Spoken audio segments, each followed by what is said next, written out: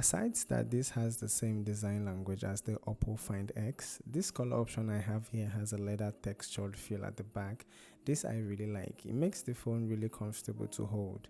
The Infinix Zero 5G is a follow-up of the Zero X from last year, only this time we got a better chip. The MediaTek Dimensity 900 is slightly lesser megapixel. I mean, who needs 180 megapixel when you have this?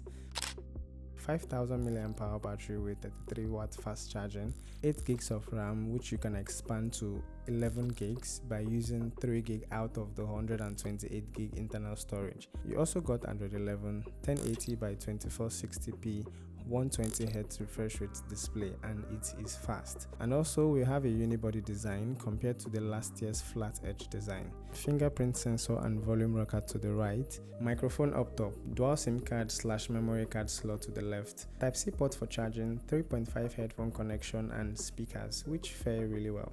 Now the back, which is what most people including myself noticed. I mean, this leather is a really nice touch to the back of the device, but the main star of the show is how the camera housing melts into the back of the device in this seamless and flawless manner. I've only seen this on way expensive phones, and here's the Zero 5G offering all of this goodness for 168,000 naira. The Infinix Zero 5 takes decent photos with good amount of details. I was impressed with the amount of details and sharpness I got from the night shot.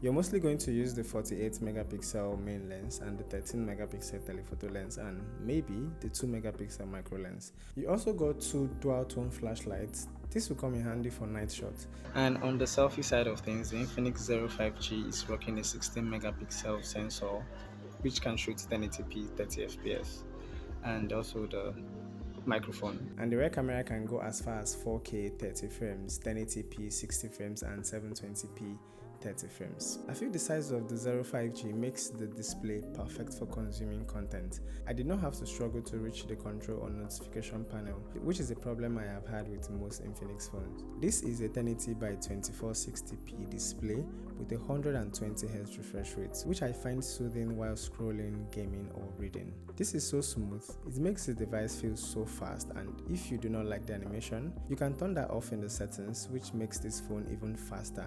As per color reproduction, it does really great, and for the price point, it is the best LCD display out there, the closest thing to an OLED. So question, what is the fastest Infinix device?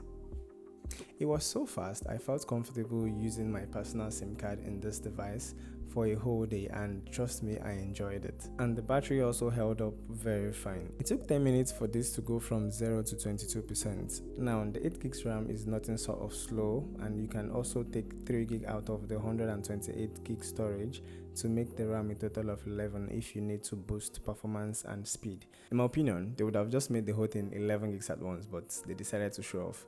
But anyways, the device ran pretty fine for most of my usage. I used it to game, I used it to watch movies, I did a lot, and I didn't see the need to use 3 gigs out of the 128 gigs internal storage. So 5G.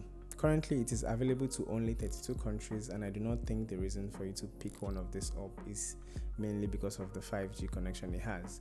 But it helps knowing that this is future-proof. By the time MTN or whichever network in Nigeria starts rolling out 5G, you'll be enjoying that. The Infinix XOS, which is the software laced on top of the Android version on every Infinix device, has improved over time from the last time I used it. So this is running Android 11, of course, layered with XOS, and this is not my favorite launcher for a bunch of reasons, but for the features, I think I can endure.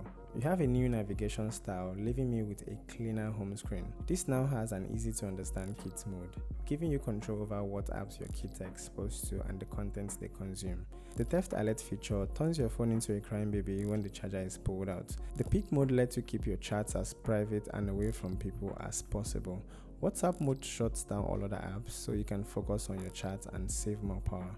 The X clone allows you to duplicate your apps. The Lightning multi-window is activated by swiping 3 fingers up, which lets you use another app on other apps. The MOL is an inbuilt translator, which I find really useful. And the Folax is Infinix voice assistant, and that will be a separate video on its own some other day. So with these few points of mine, what do you think about the Infinix Zero 5G and what are your favorite features? Let me know in the comment section below, and if you enjoyed this video, kindly hit the like button and do all other things that make YouTubers happy. This is Tech Mayo. I'll see you in the next one.